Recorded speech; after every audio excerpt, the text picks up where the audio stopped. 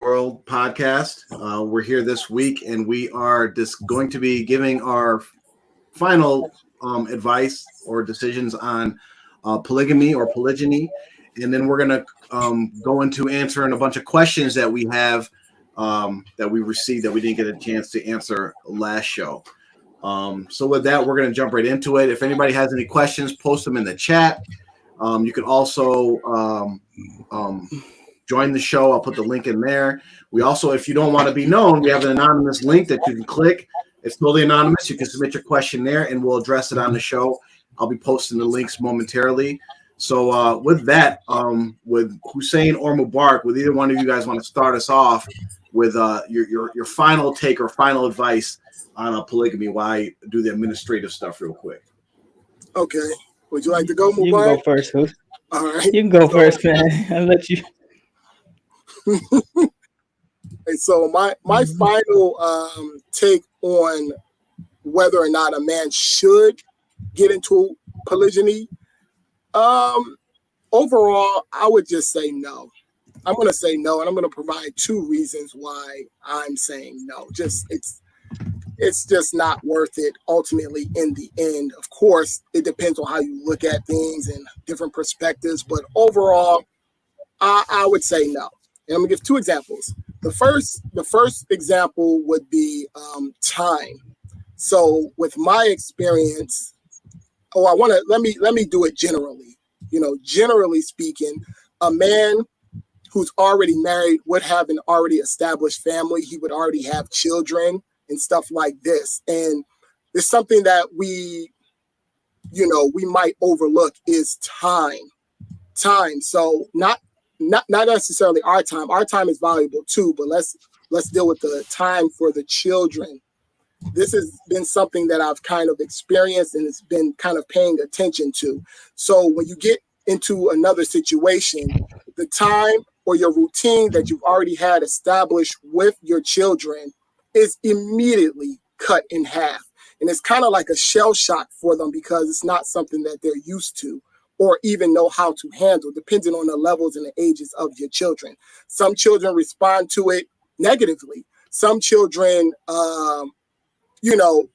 they respond in these various different ways. And I think that that's something that really, really needs to be considered. And it's in time is something that none of us can get back. So unless you have a nucleus or a family, or if you get into a situation and both parties, both women, understand exactly what the assignment is, they are willing to cooperate and galvanize the families together to where it's actually one family, it's a rough deal. It's a very rough deal on the children. So that's the first example. The second example is going to be a little bit more rougher, but I feel like, truthfully, I've been fluffing around with a lot of this stuff, and I need to just kind of shoot straight. So I'm just going to shoot straight here. But I'm going to give an analogy to where it lands a little smoother. Let's say you're a coach of a basketball team, and you find your Michael Jordan, and you sign your Michael Jordan to the team. What are the chances of that same exact coach finding someone similar like your Michael Jordan and doubling up? Let's say he gets a LeBron. What are the chances that a man will get a LeBron and a Michael Jordan on the same team? Being realistic, if we're looking at it from a realistic lens, it's not a high probability. It's a possibility. It's not a high probability. You might end up with like a Horace Grant or maybe a Bill Lambert or something like this, and you'd have to work with that person and coach them up. But the whole time they might think that they are a Michael Jordan or a LeBron, and it just is a very, very tough situation. I'm trying to use the basketball analogy to kind of lighten it, but realistically, it's unrealistic for a man to think or believe that if he does happen to stumble upon a Michael Jordan, he's not about to get another Michael Jordan times two. So he needs to just go park it and sit down and be realistic. So that would be my two examples why I would say no. So, can you hear me? Yep. We hear you clearly. So if I'm not mistaken, the thing you're just flat out just no, just don't do it. That is correct. That's it. But I gave the the one caveat as far as I'm concerned. If because the man is the head of the ship, he's the umbrella. Now, if both of the women or all three of the women are willing to come under that umbrella and cooperate as a cohesive unit, but let's keep it a buck. Let's be real. Most co-wives are not going to get along with each other. I'm not saying it doesn't happen. I'm not saying that there can't be situations, but most of the time, women are going to be beefed out. So a man has to consider that. Do you want this? Even if they even say, no, we're not, we're going to be besties and blah, blah, blah, blah, blah. If you don't get it recorded, you don't get some transcripts, you don't get stuff really to where you can pin them down to what they agreed on initially, it's a rough deal. Because if they double down on it, what are you going to do?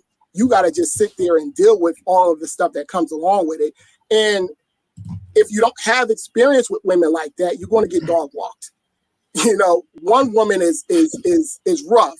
And if you double that up, thinking that you got two Michael Jordans and somebody come in like a Bill Lambert, we talking about. So that's my position. Well, I would say I respect your opinion. I disagree with almost all of it, but I will say the reason why is because for some people, they may need it. They may need to. The woman may need to. The man may need to. The family may need it. So it is, I wouldn't say just a no straight out, but I would say I think as far as a person getting into polygyny, whether it be a man or a woman, it actually is the same as a person, whether they're getting married, if they're single. The reasons. Okay, so if we take it back to the beginning and try to stay with me here, I'm trying to be short, but I want to make it clear. So in the beginning, when a man is single and he has no wife,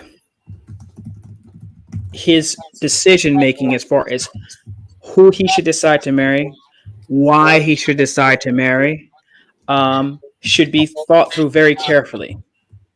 Right?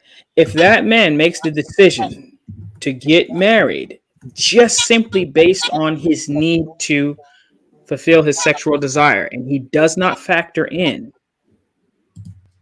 everything else that comes with that, the woman he's choosing, what type of person she is, what type of qualities and characteristics she has, how she can benefit him and his family, whether it be the family that he already has or his future family, what type of mother she would be, what type of family member she would be, what type of team member she would be. So if he doesn't factor these things in before he gets married, the single man, the 18-year-old, the 21-year-old, the 25-year-old, the single man, he would be making a grave mistake and could possibly turn his life into a disaster with just one woman. How many people do we know that are married to just one woman or have been, and their lives have been turned upside down?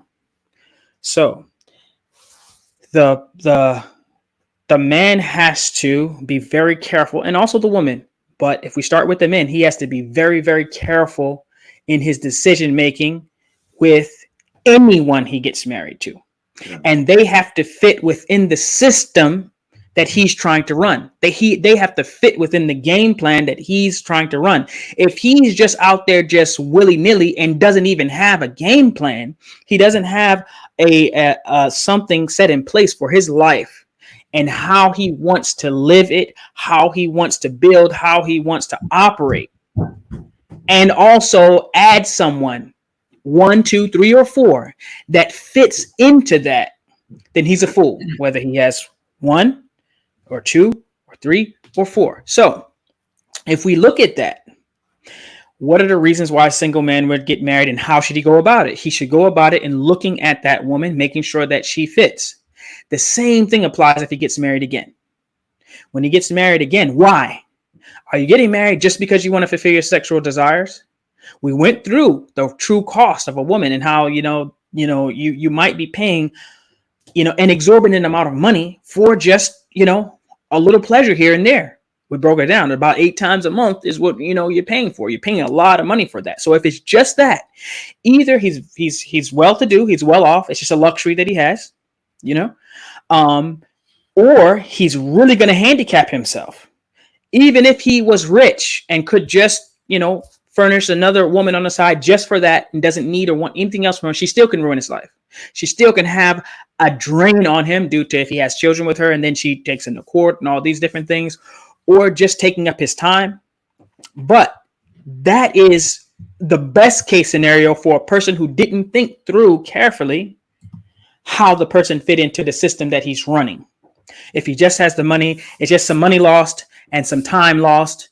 But if he's already successful, he already has some things in place, then it may not harm him that much. But for the most part, one or two women not functioning well within your system will give you a complete headache. And we can't blame it on polygyny.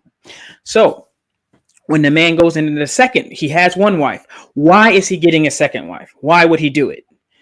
It could be because the first wife doesn't want any kids or maybe can't have children.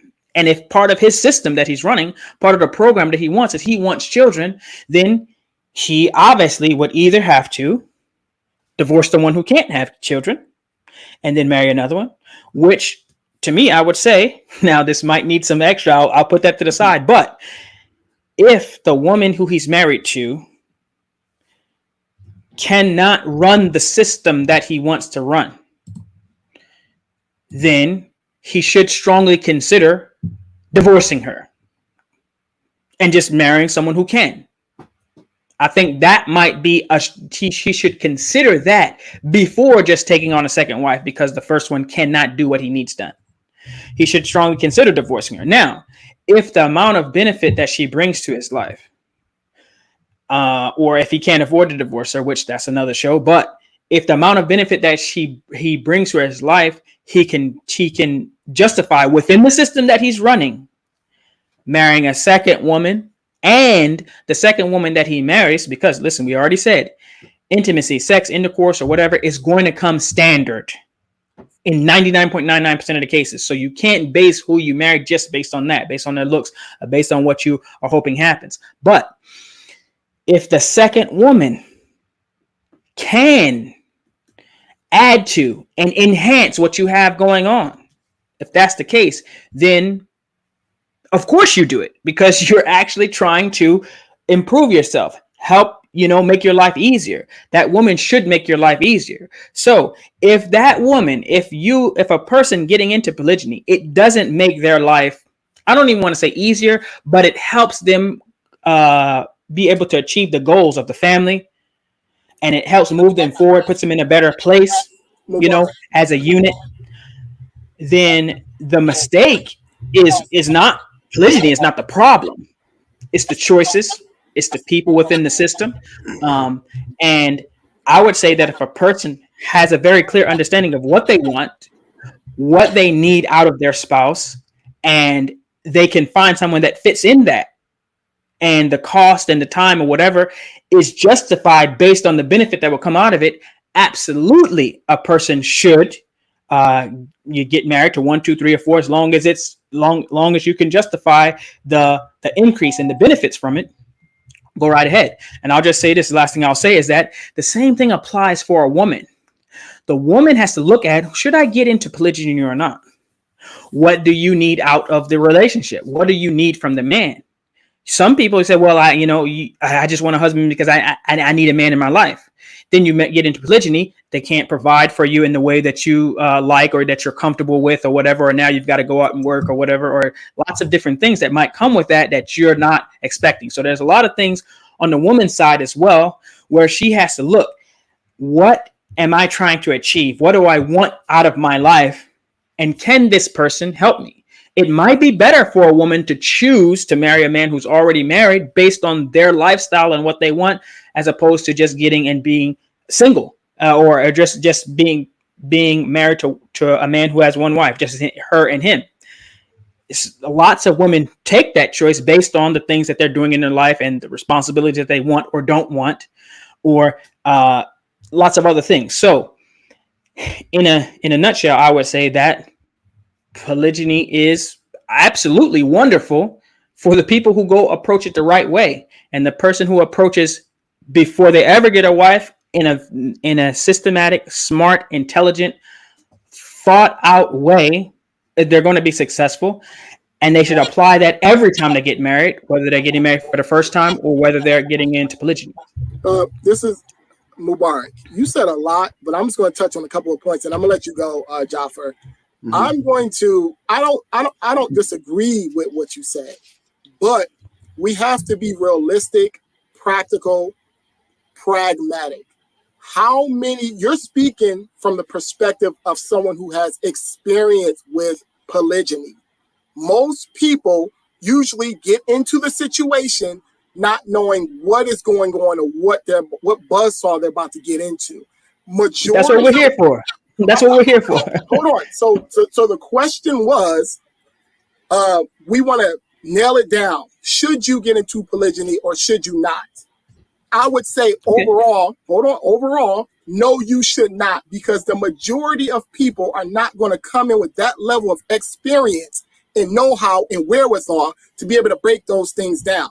If we're keeping it a whole buck, majority of men are marrying so that they can just have. So let me ask you a question, Hussein. With that thought process, right? Would you say, with that same logic, should a person get married or not? You should get married. Yes, for sure. Okay, so the majority, using your same logic, the majority of people that are getting married have no experience being married. Yes. Yeah. So you just use that same logic and say the majority of people don't have experience with polygamy and they don't know what they're getting into. Let me help you before you get off the rail on something that's not even what we're talking about. Majority of people get married because of why? It's half their deen, correct? Oh, for a lot of reasons. Not for that, usually. Usually not for that.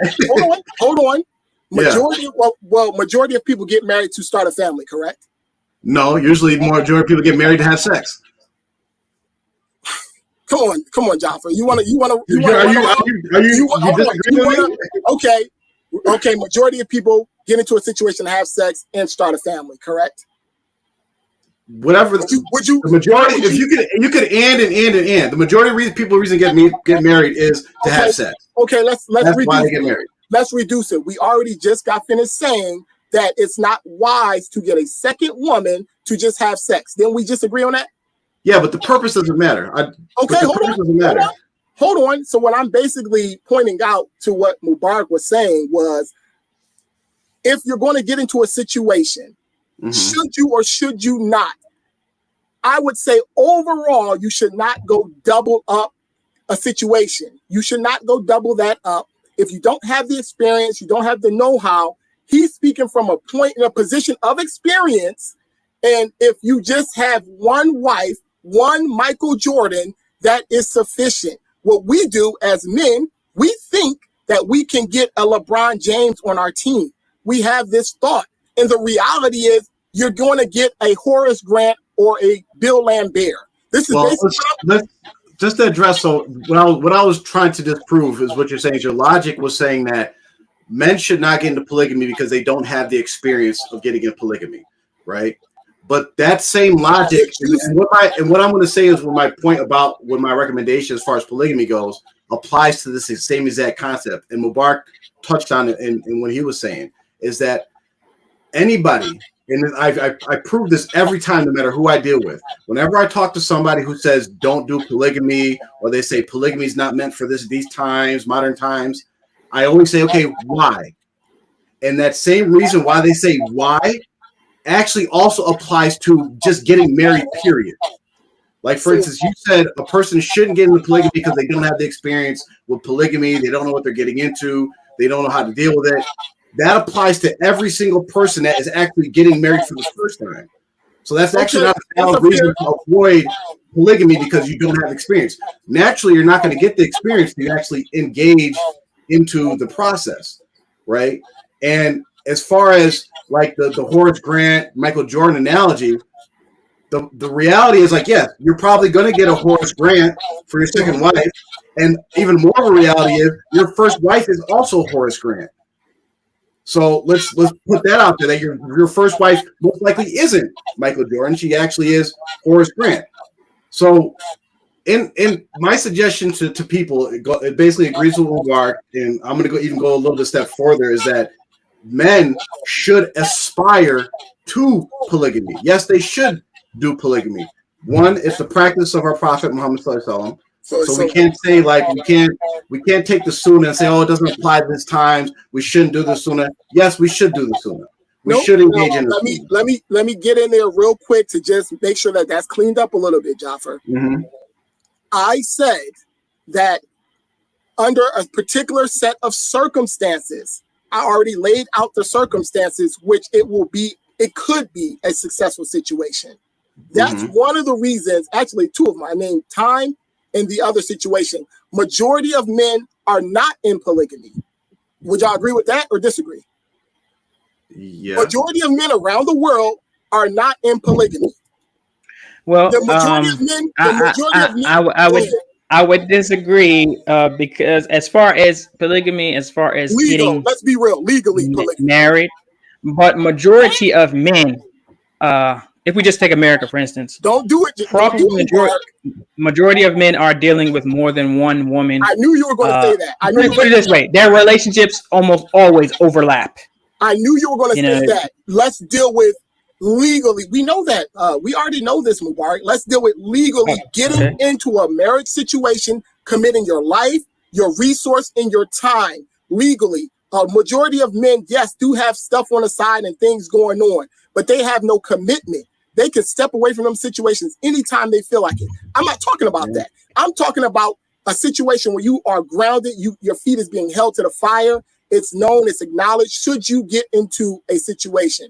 And I'm standing on this hill. No, because the juice ain't worth the squeeze. Unless, like I said initially, if the family understands the assignment and they're willing to work as a cohesive unit, an actual family, then you can do that, and you can practice the sunnah and yada yada yada. Majority of us ain't doing that. Majority of us have multiple different houses spaced off. It could be this state over here. It could be even in different countries, and you got all these different kids.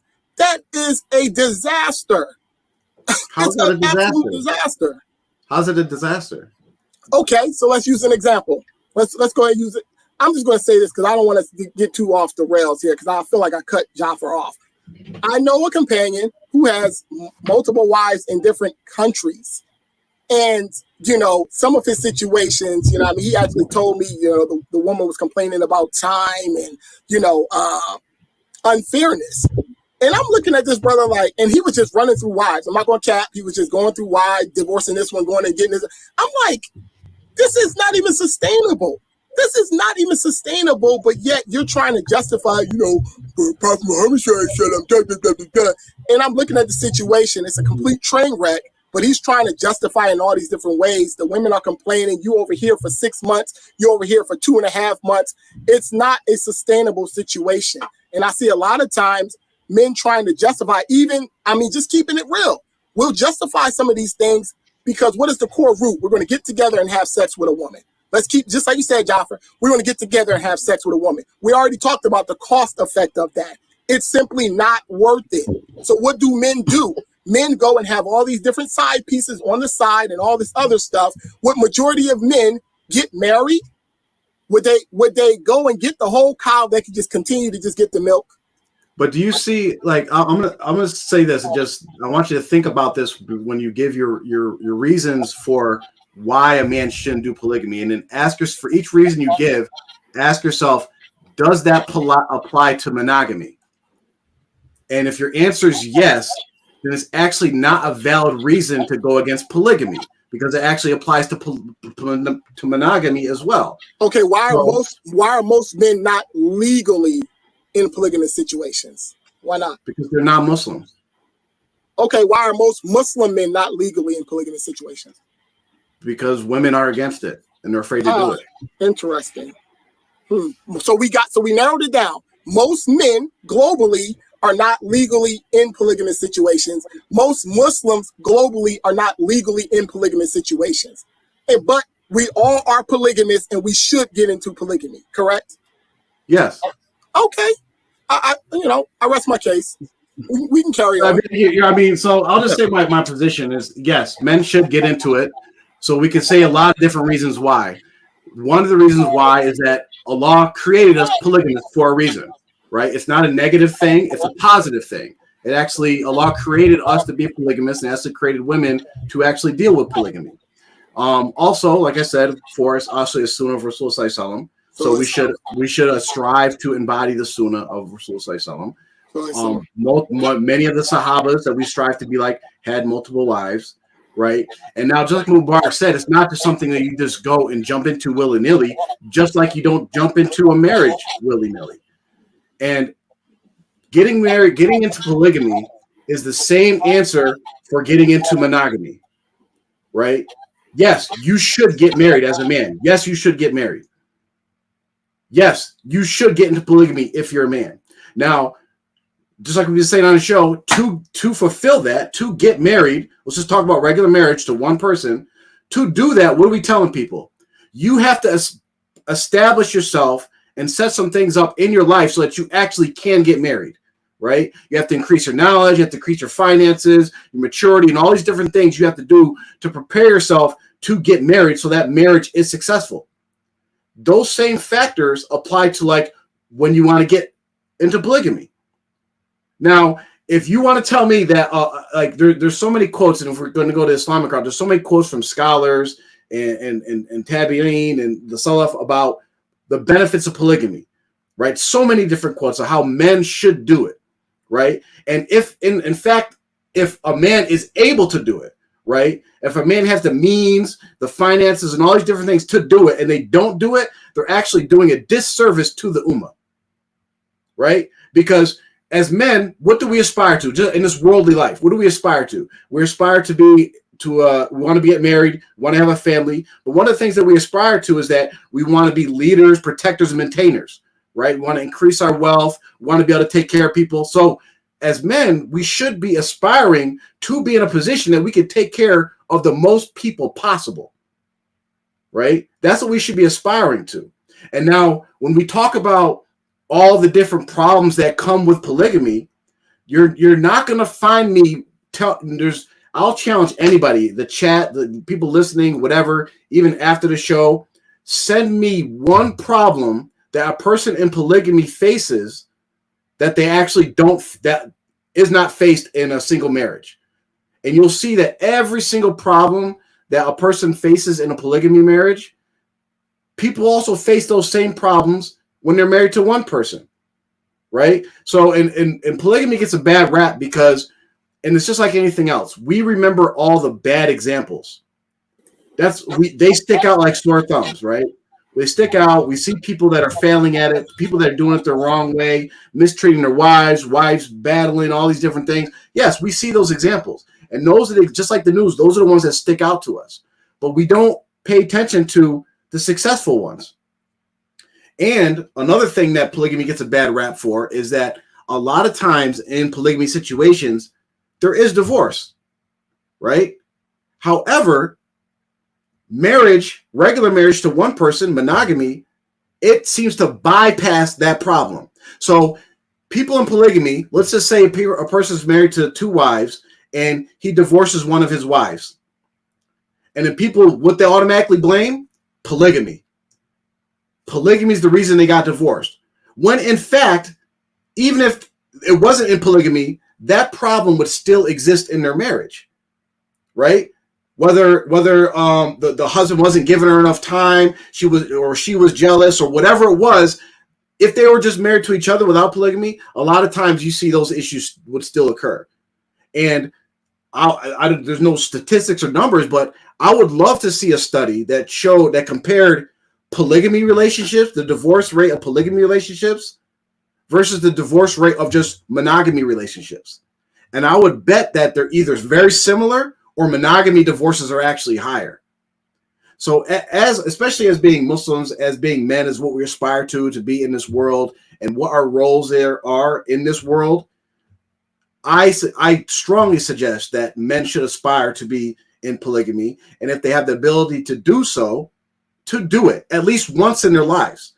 Because there's so many benefits just from even if it's not successful, there's so many things that you benefit as a man going through that experience, that if you, and this is for advice for women as well, if you want your husband to really achieve the heights of being like the best husband, the best man that they could be, that's not going to happen unless they go through polygamy in most situations. Once they go through polygamy, whether it's a bad experience or a good experience, their level of being a husband, their knowledge of being a husband, their skill as being a husband is going to skyrocket in most situations. So that's the position I have on it. I think we lost Mubarak. I don't know what happened. Yeah, I had a couple of things I wanted to touch on that you were saying, Yep. but Go ahead. for the sake of time, I think I might let it rock. I have one though. You said name one problem. So Yep. if you had a single situation and then you doubled up, would you consider jealousy a problem? Jealousy? No. Yeah, you said name Why, a problem. women are naturally jealous. Okay, so but you're inviting that space on your doorstep for what? Are you of the position that when a husband and wife are just married to each other and there's no second wife, that a woman is never jealous in that relationship?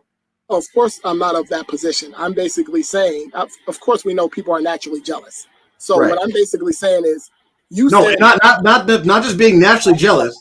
A husband and wife. That's it. One husband, one wife. Right. Are you telling me in that relationship that wife is never jealous of something in the relationship? Whether it be the husband spends too much time playing basketball, the husband spends too much time with his friends, the husband spends too much time with his mother, the husband spends too much time with his children, the husband spends too much time on video games. That's jealousy. Okay, what I was basically saying was, you said you can't name me a problem. So are you just lumping all of it? So if you get married again to another woman, then it creates this jealousy between the two women and they're quarreling and fighting and blah, blah, blah, and trying to do all that stuff. You're saying you're trying to equate that with the jealousies you just said. Jealousy, is all the same. So that's not really a problem. Is that what you're saying? I'm not saying it's not a problem. I said you can't name me a problem that exists in polygamy that does not exist in monogamy.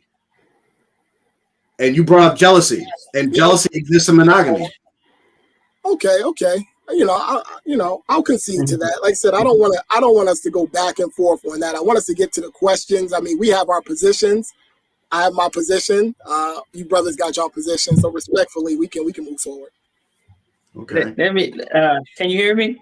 Yes, we got you. Okay, yeah, my internet got a little wonky. So let's do this real quick because I don't want to leave some people who are some people may be confused as far as whether they should, whether they shouldn't. They're getting different things. So let's do this. Let's try to go go around and go through some things where a man who has a wife, right?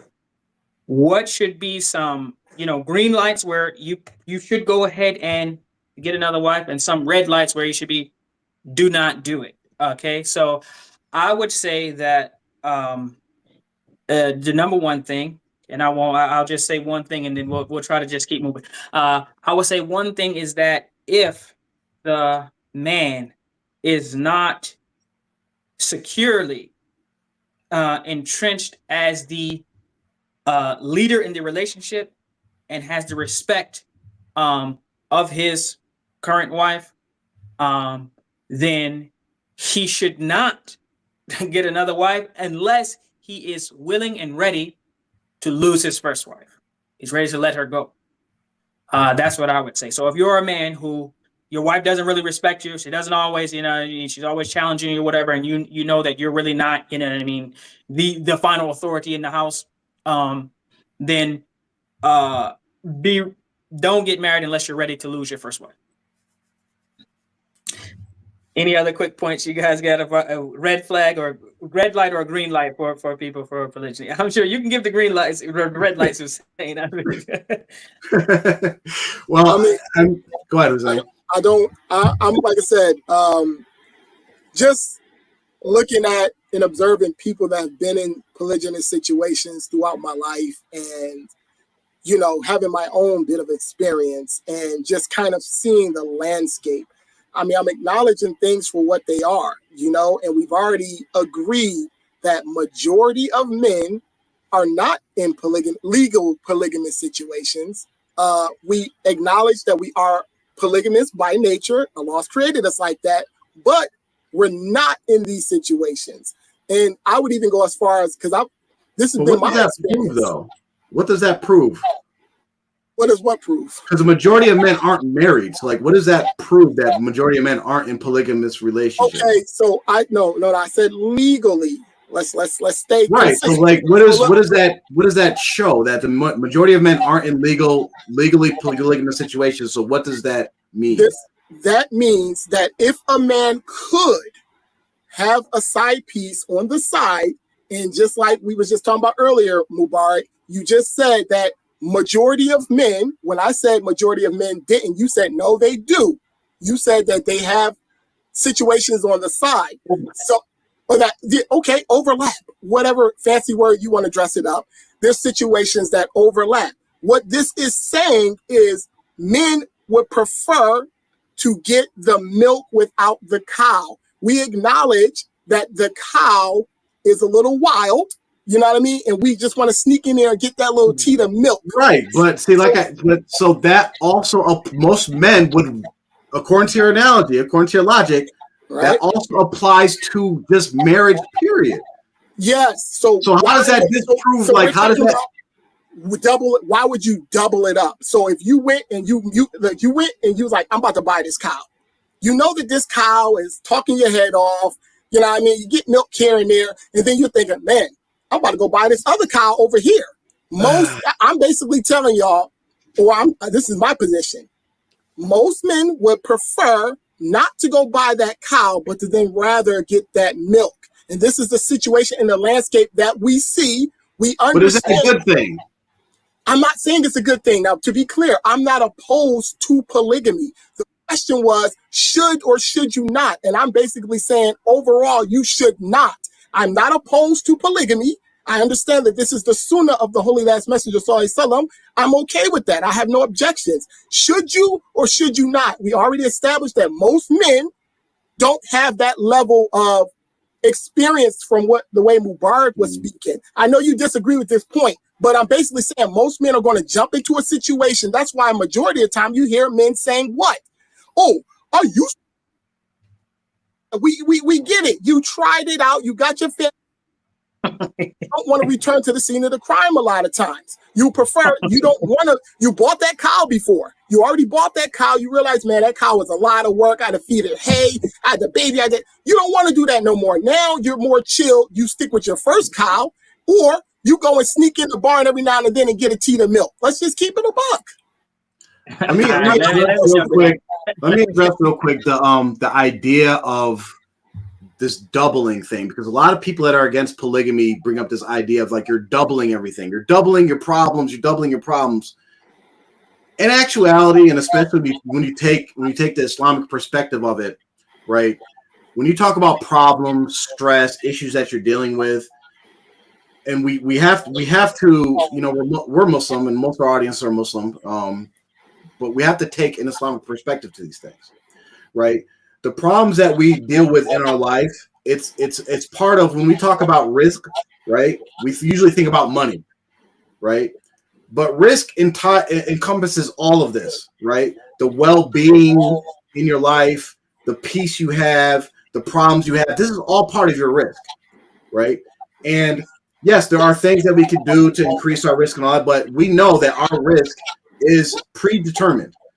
We're going to get our risk, every drop of it, no matter what, right? So when we talk about when you get married, people have this idea like, okay, you have all these marital stresses in your first marriage, and what's going to happen is if you get married again, that's just going to double. When it's actually, that's not what happens whatsoever, right? Things do not double. One, you're one person, right? It's not like you doubled and now like there's two of you. Like you're one person. You have 24 hours in a day. You have certain hours you sleep, and you're spending time with one person or the next. So it's not like, okay, I had 8 hours of trouble with wife one, and now with the wife two, and I have 16 hours. Like it doesn't work that way. In most situations, either the trouble or the problems that you face actually stays the same. They just change form. Right? So, and I'll give just a quick generic example. Like, say, for instance, a man is married to wife one, and their marital problem is, she needs a lot of attention, right? She just wants to be with her husband all the time, and he's not like that, whatever. That's their marital problem. He gets wife two, and then all of a sudden, that problem of her needing a lot of attention changes to jealousy, and now he's dealing with jealousy. But it's the same issues. He's dealing with the same amount of stress.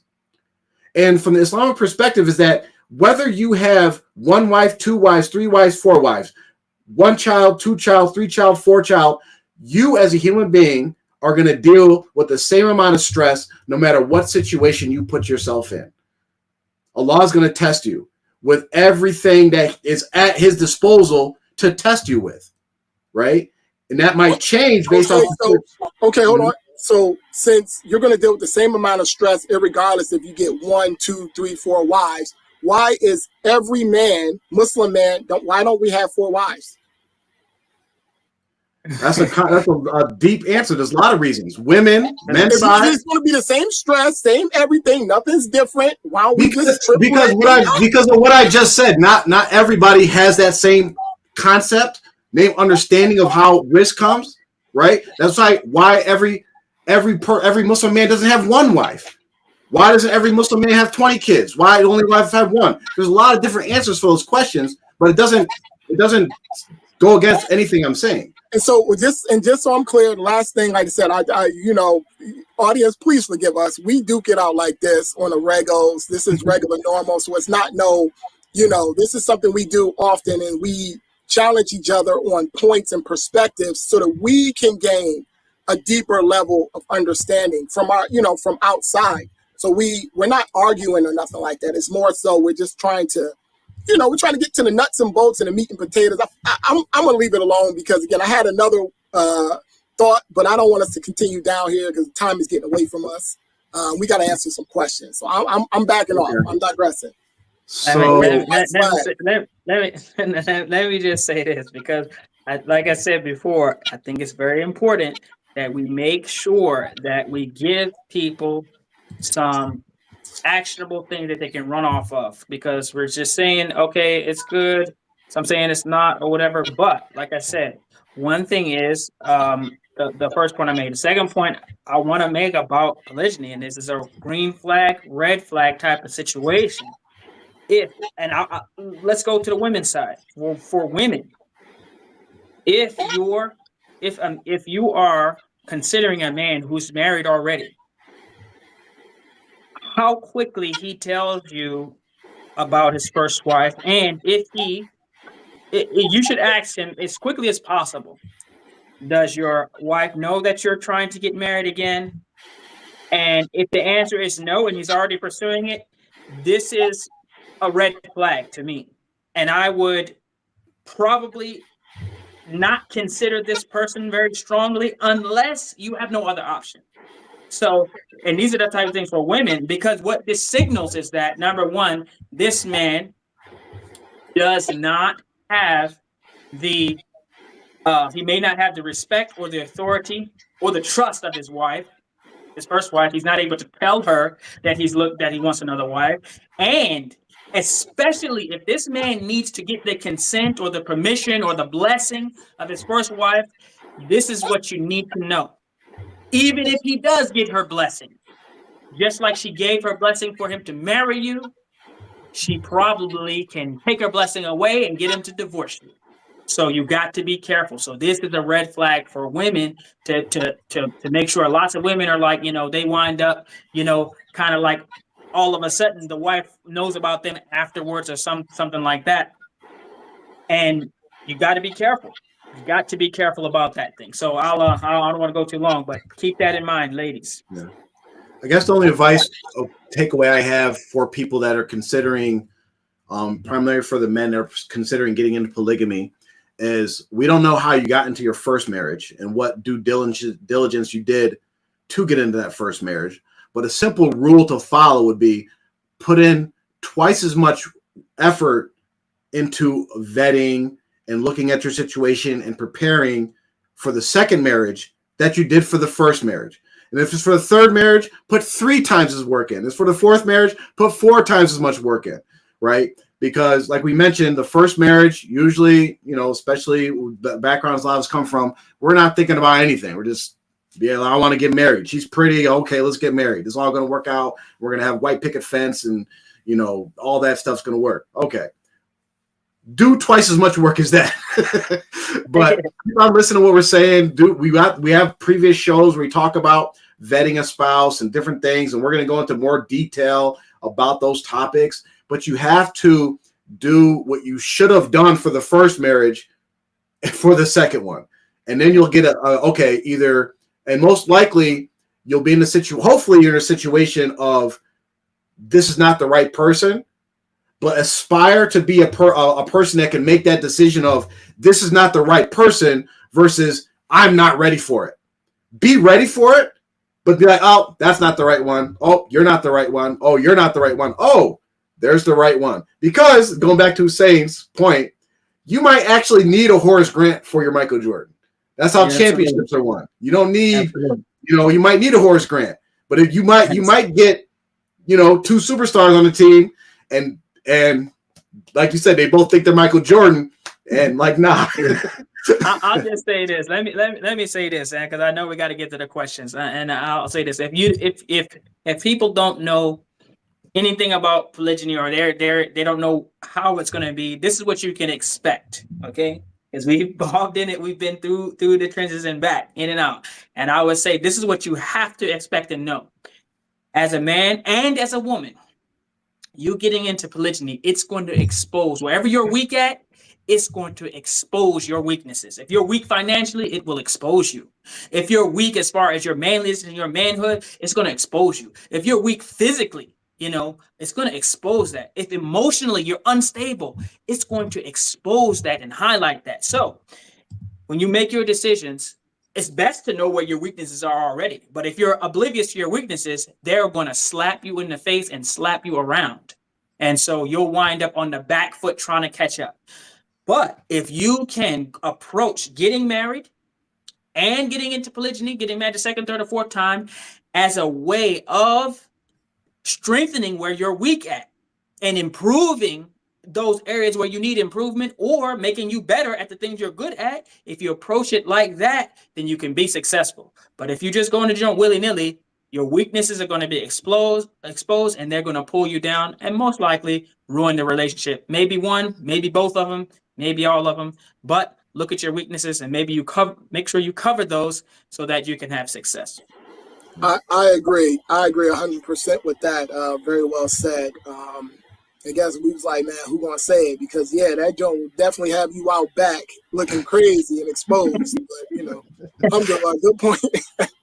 All right, the first question we got is: most men are not capable of dealing justly with multiple wives. So why do you all crave it, knowing the seriousness of injustice in the sight of Allah? First question. I mean, you want to tackle why? Why? I mean, number one, I'll tackle it. Number one, men would not be getting more than one wife, and women weren't signing up and volunteering to get married again and get married to a husband who has 1, 2, 3, or 4 wives. So that's number one. Okay, don't blame it all on the men. Number two, I would say the number one factor for whether a husband will be successful in polygyny is if his first wife or incumbent wife helps him and is support for him and actually helps him to be just and good. She actually is the catalyst. Most in every scenario I've seen, friends, foes, family, internet, TV, in my own life, every single time there's been an issue, it could have been solved simply by the wife who felt the most control, or felt that they had the most to lose or most to gain or most that they were giving up or whatever. If they decided, I'm going to make this the greatest situation, I'm going to do it. I'm going to make sure everybody's comfortable single-handedly. the wife could do it, but most of the time they don't. Mm-hmm. So it's not on the men. It's the men are supposed to be just, but the wife, her number one role and responsibility is to help her husband, help him in his religion, help him in his life, and make things easier for him. And most of the time, women in polygyny don't do that. A lot of times the second wife comes in or the third wife comes in because they have an expectation. I know I'm coming in to share. I'm coming in to be on a team or whatever. If that first wife don't have that same mindset of sharing and being on a team and making her co-wife and everybody else better and together and making the family grow and move forward, yeah, it's going to be hard for the husband to be just. It's going to be very hard because he's going to be all over the place. I mean, So no, I'm putting that joint back on the women. The women need to shake themselves up and get it together and help their husband be just. Help him. Help him be just. I'm not going to cap, Mubarak. Alhamdulillah. You know, that's why we need you on the team. You cooking right now. You know what I'm saying? And again, it wasn't a matter. We try to respect each other's positions, you know, try not to talk over each other. But that was, I like your entry there. And I like what you said because it's 1000% spot on. When is people going to pick up their side of the couch? You know, it ain't all over here. You feel what I'm saying? When are y'all going to pick up your side? When are y'all going to actually start holding yourselves accountable, you know what I mean, for the subtle injustices? We're not taking the blame off the men, you know what I mean? But just like you said, the second wife comes in with the expectation. She already understands the assignment. That's not saying she can't be unruly or up in the ship or have a different motive. You feel what I'm saying? But that cornerstone piece is that first wife. You know, it's that first wife, and we just got to keep it flat with that. So that's 100%. But let's get to the other question. I just want to add on to what Mubarak said, and I just one of the big problems is, and we've talked about this topic before, we debated about it, but there is a requirement for Muslim wives, and if you're not Muslim watching this, if you could follow this, your marriages will be success. But there's a in relationships, there's a lot about like power dynamics. We can call it leverage or whatever. But one of the things that makes a successful relationship, and especially applies to polygamy, is the power dynamic of it's the woman that it's incumbent upon her to please her husband. However, in modern relationships, even in Muslim relationships, a lot of women have this idea, and men too, unfortunately, that it's just my job to please my wife and she doesn't have to please me. And when you carry that over into the polygamy situation, they like ramp it up. Oh, he has to make me happy, right? It goes into this, and we fall for it too, because then we get married again, we get into polygamy, we start feeling guilty because we put a woman in a situation and like, oh, I got to make her happy. I got to make her happy. But just like Mubarak said, if you just have the mindset of like, no matter what situation I'm in, and it's not even for your husband, it's for Allah's sake. No matter what situation I'm in with my husband, for as long as I'm married, I'm gonna do whatever I can to make my husband happy. It'll make everything work out if everybody has that mentality. But anyway, next question is, this one's a long one. So it says, it was stated that allegedly women are making more money than black men. That is a fact. Black women are more educated than any other women in America and bring home more money than black men. So that leaves little room for us to marry up. But as Muslim men, why is our money even being discussed? The Prophet ﷺ says, our money is our money. We can stack and sleep on it if we see fit. So basically the question is, first, to make a statement, black women make more money than black men because they're more educated than, whatever. And why are especially Muslim men discussing or talking about the money of their wives? I think this is from last year. We were talking about wealth and all that. Yeah. So let me just tackle the first two parts. The statement about black women being more educated. I think they might be more enrolled in school or going to school more. I'm yet to see some statistics about them actually being more educated. And if they were more educated, why don't y'all apply some of this education to try to hold down and maintain and sustain relationships and hold on to your marriages and stuff? Use this education. Y'all are more educated allegedly. Like I said, I would contest that, but use this level of education and intellect to be able to stay into your marriages, hold things down, and keep things together. So that's the first thing I would say. Go ahead. No, go ahead. I was that's not what they're being educated, but they're being educated in all types of other stuff. It ain't about relationships. You know, actually the education, and it's not just Black women, but just women in general. The higher educated they are, the actually higher the likelihood that they have struggles in their relationships, whether it be Absolutely. one, you know. So I mean, But I'm not against women's education, but yeah, but think about it though. The higher they go up this education pole, the less they're able to handle and deal with relationships. So riddle us that. Like I have my thoughts about it. I don't really want to get into it. You know what I mean? Because that's a whole nother rabbit hole. But then she said that they make more money. Again, that's something I probably would contest, but I don't have the statistics in front of me.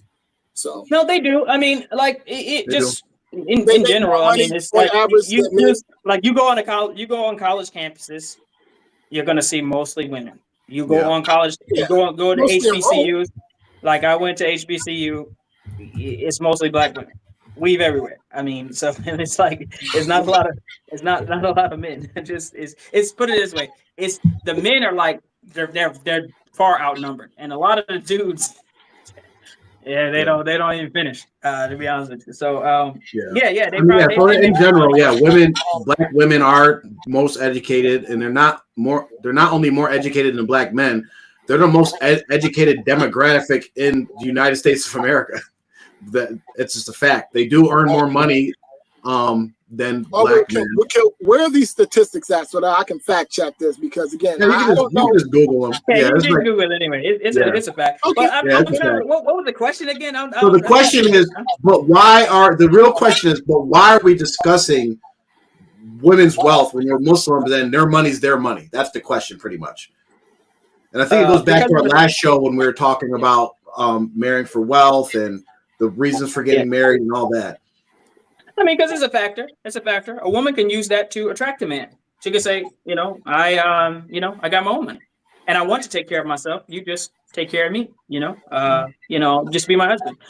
So a woman could use that as a weapon. It's a good insurance policy. Maybe she's got a large inheritance, so if she happens to meet her demise, then the husband and his children or whatever, that if he has with her, whatever. The husband actually, as far as inheritance, and this is one of the things that people don't realize when they say you can marry a woman for wealth. It's not because of the wealth like that he can possibly like have her paying bills and stuff. But in a lot of instances, Islamically, the husband might be the only one left, and he takes everything that's left.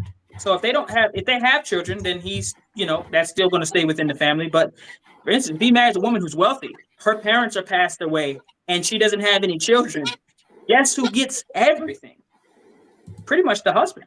So that's one reason. He could be like, well, I mean, I'm married, and that's the reason. So there's plenty of reasons why it's not a negative if a woman has wealthy or high earning potential or whatever.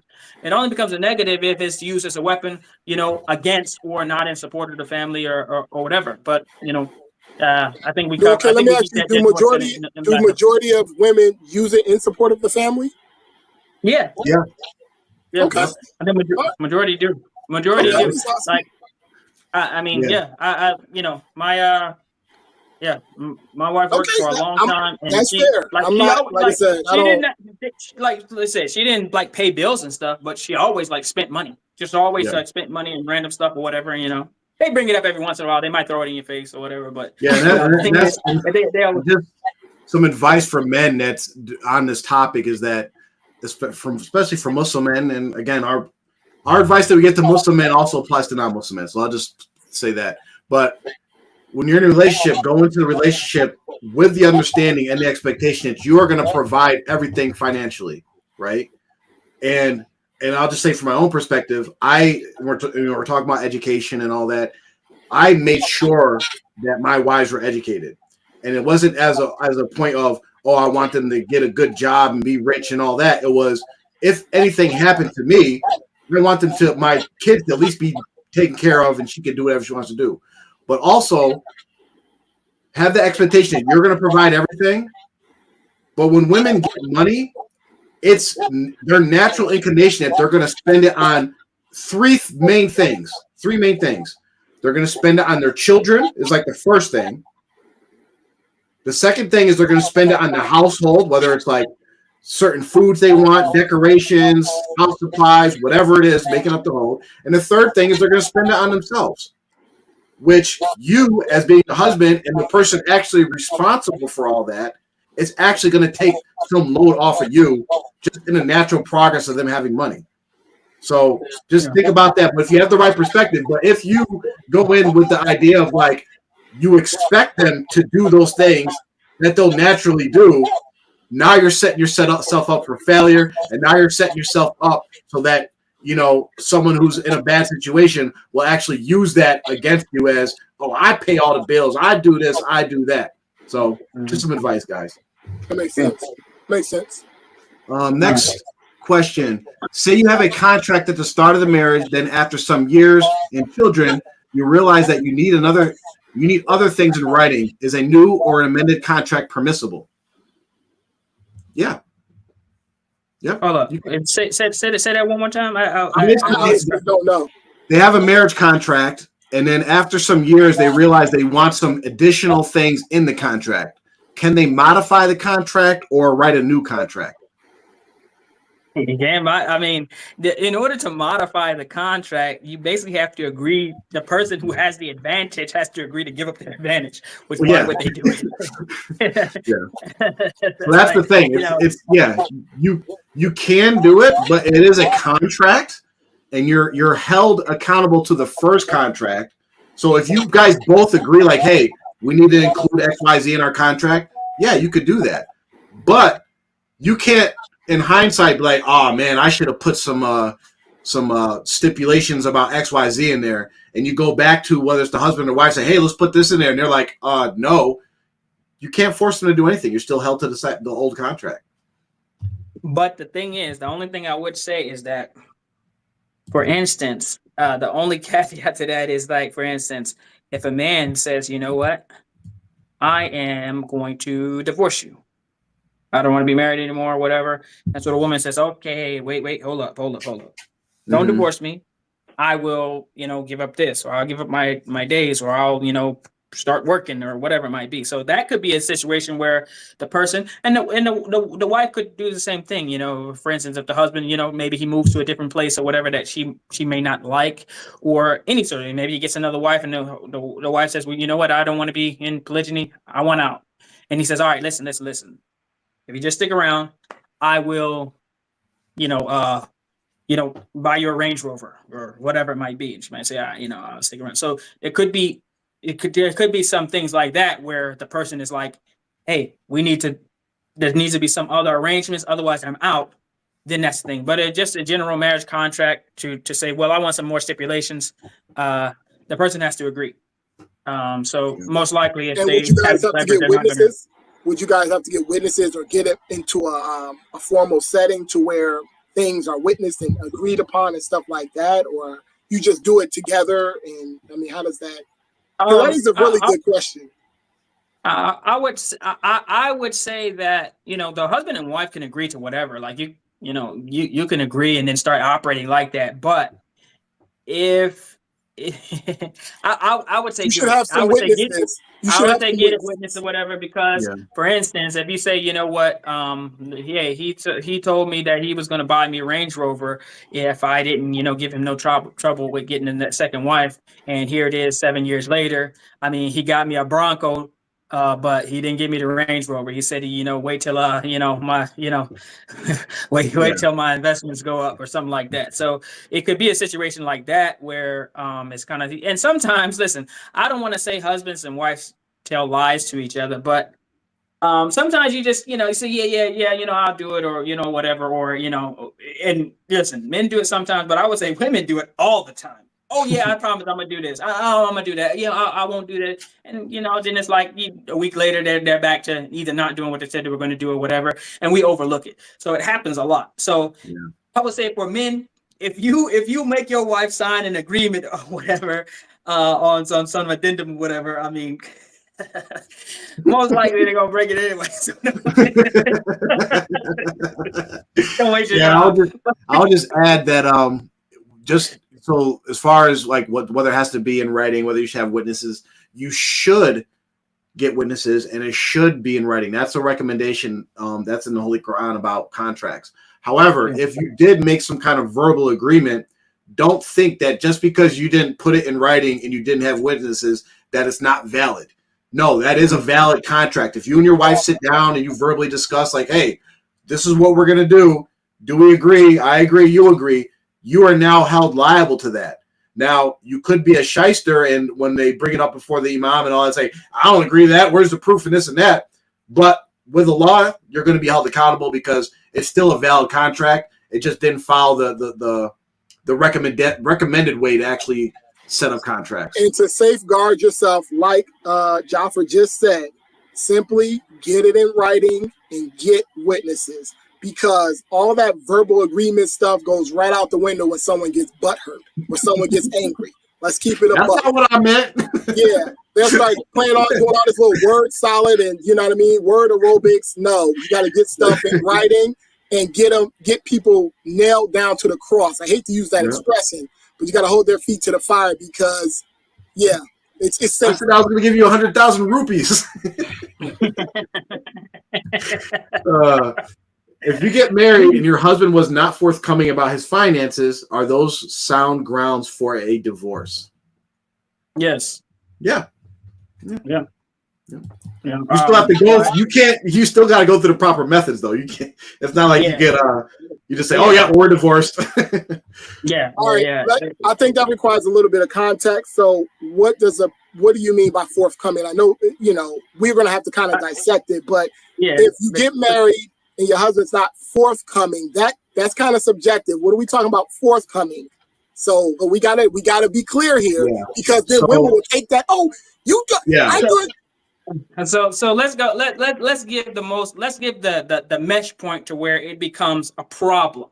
Now, if I told someone I'm a millionaire or whatever, come to find out I'm not a millionaire, but maybe you make six figures.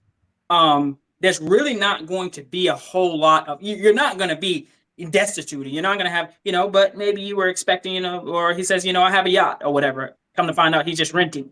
You know what I mean? Oh, you saw him pull up to your house in a Lamborghini. He rented it, so he's not forthcoming. But if it gets to the point where you are reasonably, you were told that you would live here and have these things and have, like, for instance, if a man said, oh yeah, I got you. Listen, I'm gonna get you a maid. I'm rich and I got butlers and maids at my house.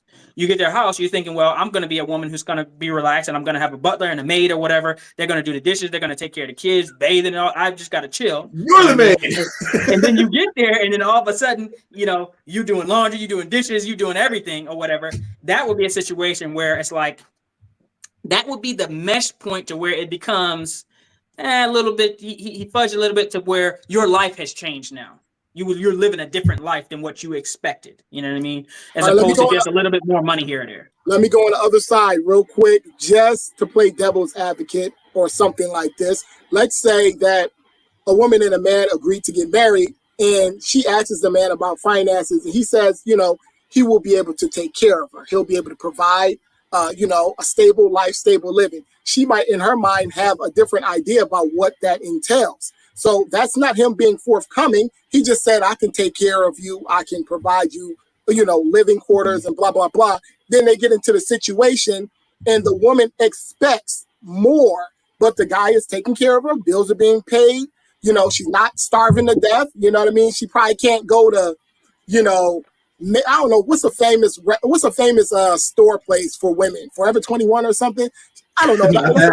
can't go there. She probably can't go there, but she might have to go to Walmart. You hear me out. She might have to go to Walmart or Target or something. She can't go to a high-end place. And then she said, oh, he wasn't forthcoming. He said this or that.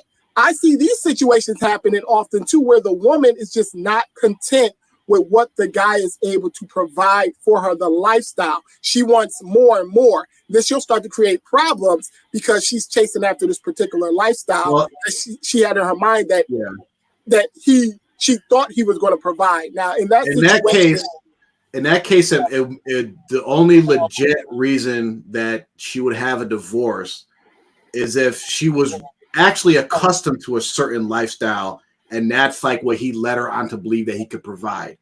Like she's used to shopping at a certain place. She's used to having butlers and maids. She doesn't know how to cook for a lick, and like he led me to believe that he's gonna be able to take care of me in the same manner that I grew up. And then, but in either case, it's kind of irrelevant because no matter what, ladies, you got to take your case to somebody else to decide it for you, right? So if you think that like, okay, whatever the issue is big enough that you don't want to be in a marriage, then you take your case to the imam, and they're going to tell you whether you actually have a legit concern for a divorce. So it's not in none of these situations are we saying, okay, yep, I'm divorced. See you later. We're gone. I used to do it to luck. It doesn't work that way. Let me say this last thing. This last scenario before you go, Mubarak, because I don't want to miss it. Or the woman starts to complain. She was cool with the lifestyle initially, but now she wants more. Naturally, it's a natural progression of things. You know what I mean? We're in the workforce. We understand how things go, and sometimes it's up and down. It's not always up. And the woman says, I want this, I want that, blah, blah, blah. And then if the man says, fine, you can go get a job to facilitate these things, would he be out of order to say that? Now, remember, she goes and gets a job to facilitate the things that she wants. He can still hold it down on the fort, but she wants more. And he says, you can go ahead and get a job. Where does that lie? Like, is that okay? Is that acceptable? Yeah. Would she be able to hold that against him? He forced me to get a job because you. No. I mean, if he agrees and she agrees to work, I mean, unless there's some sort of agreement where, I mean, even if she goes to work, if he has her go to work under the agreement that she's gonna help with some bills or something like that, even that can be agreed upon. The fact that the main thing is they have to agree to that. But I mean, if she works, yeah, I mean, she can do that as long as they do it. But there's one thing that I do want to make sure that we don't miss. Just a correction to what you said, Jafar, is about she always has to get someone else to make the decision for her or to help her. No, a woman can get out of a marriage at any time. She can. She doesn't have to have someone. Well, put it this way: someone can refuse to do it, but she can choose to. Yep. So, like for instance, your daughter can come to you and says, "You know what? The guy that you married, husband, I don't want to be married to him anymore." You say, "Well, why, baby?" This and that. Well, I just don't like him. She can. The thing is, she has to give back the mahr. Okay, but so she can get out for any reason. She can say, "You know what? He didn't brush his teeth last Tuesday or whatever." Did he brush his teeth every day? Yeah, he brushed his teeth every day, but just a week ago, he didn't brush his teeth. I can't stop thinking about it. I don't want to be married no more. She can get out of the marriage for that reason. She can give her the mahr back and go. She can. Now, her father probably would be kind of foolish to facilitate that for her, but she can do it. The thing is that the problem with that is that if she exits a marriage, if she forces her way out of a marriage without a valid reason, then Jannah will be haram for her. She will go to Jahannam for that. So that's the thing. A woman has to be very careful. So a woman is never going to be forced to stay in a relationship that she doesn't want to be in. Mm-hmm. But if she does it unjustly for some frivolous, ridiculous reason, then Allah will punish her and won't give her Jannah. So that's why the woman has to be careful. But the idea that, oh, I'm stuck in this marriage. A woman is never stuck. A man is never stuck. Sometimes your circumstances or your situations are because the cost to get out of the relationship or the cost that it might cost you to divorce the woman and say, well, I'm stuck because if I divorce her, then I'm gonna have to pay all this money or whatever. So just know that. But the woman can say, he wears, red boxers and I don't like them. Now, is that a valid thing? No, not really. But she can go to her wali or her father and say, and she can just say, I'm not going to go back to him. I'm giving him his money back. And be like, all right, well, if she's not going to do it, then all right. But she might be in a world of hurt with Allah. Yeah. All right, let me ask. Oh, hold on. I'm sorry, I have to ask this. So, if a woman is able to get out of a situation, honestly, I did not know that. I didn't know she could get out because, somebody burnt her toast or something. I didn't know that. So, in that situation, does she have to go through that period, the 3 months, or she can just vacate? Like, what we talking about? Month. Where 1 is month. this? One menstrual cycle. 1 month for khula is 1 month. So Okay. she doesn't have to go through the 3 months. Now, if she's pregnant, that of course, that would take over. But as far as if she just wants to just exit and get out of it, she can force her way out, give the mahar back, give the dowry back. Say you gave her 100K for her dowry, she got to give that 100K back, and then after she goes 1 month, goes through a menstrual cycle, she's not pregnant, whatever, she can get married to Fulan, next month. Get divorced in June, get married in July. Does she stay in the house under your authority for that month, or can she go somewhere else after she's given back to she can leave immediately. She can leave immediately, like right away. Because the purpose of the staying in the house is really to reconcile the marriage. That's why after the third talaq, it's like, all right, see you later. You're out of here. But the purpose of the staying in the house is like Allah has set up a situation where He wants us to reconcile our marriages. That's what that whole purpose is for. Yeah. So you get some people that sometimes there's some gamesmanship when two people they know, man, listen, I ain't staying with this woman. The woman's like, I ain't staying with this dude, but the woman doesn't want to force her way out because she don't want to give that money back, and the dude don't want to divorce her because he wants his money. So they just trying to see who can last the longest. Yeah. And then sometimes I'll just say sometimes it lasts for years. The standoff lasts for years, and sometimes a couple kids later. You got to do a calculation, the cost of money, of what it's worth it actually to just let it go. Yeah. All right. Next question. I'll just say that's one of the blessings. That's one of the blessings that Allah, puts in. Sometimes people who they both may be, thinking, man, I'm out of this relationship, and then because there's some barriers in place, they wind up just reconciling and continuing on. So it's following Islam always is going to have some benefit for both sides. Man, y'all killing me because I'm sorry, I have another follow-up question. My brain is going 100 miles per hour. All right, so in that situation, if something is tangible, does she have to give back the value of that or the actual item? So for instance, we'll do a ring. Let's say a ring costs $5,000 and you put together $5,000 to get your wife this ring. Can she just say, I don't like it, take it and throw it in your face or something? Or does she have to actually go and get the value? Let's say the ring lost its value. Does she have to ring? If you gave her the ring, she gives the ring that you bought her back. So what I'm basically saying is the value of the ring. Let's say that, I keep saying this. The value of the ring, let's say that it has decreased. It has depreciated. But you bought it for $5,000. I'm just asking questions because my mind is doing that. No, but actually, well, what you see, this is the thing. The man actually, the woman, to begin the marriage, the woman has the right to demand whatever she wants for a mahar. If you pay it, then you pay it. Great. The thing is, she's on the hook and she has to pay all of it back.